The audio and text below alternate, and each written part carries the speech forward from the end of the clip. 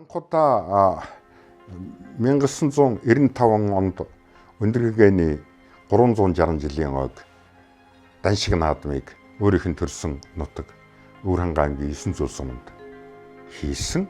1940-од оноос одоо хойш монголчууд ийм том наадмыг энэ Даншиг наадмыг анхудаа одоо хийсэн ийм туршлага бол байгаа юм. Энэ наадмын бүхэл зохион байгуулах арга хэмжээ болон ерөнхий найруулагчаар намайг томилж ажиллуулсан. Тухайн үеийн 95 оны наадам чинь жоохон тарчиг цаг байсан гэлээ гэсэн бид нар бүхэл одоо чадлаараа бэлдсэн. Монголын алдартай хурдан хөлгүүд, алдартай бөхчүүд бүгд очиж наадсан.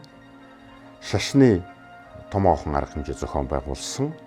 Монгол улсын ерөнхийлөгч очрууд, ерөнхий сайд, жасраа бүгд тэр наадамд оролцоцгоосон.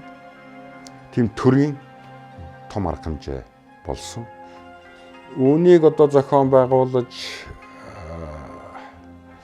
хийхэд бол бас өөрийнхөө оюун санаа, хүч чадлыг одоо зориулж байсантаа бол би сэтгэлд бол их таатай байдаг.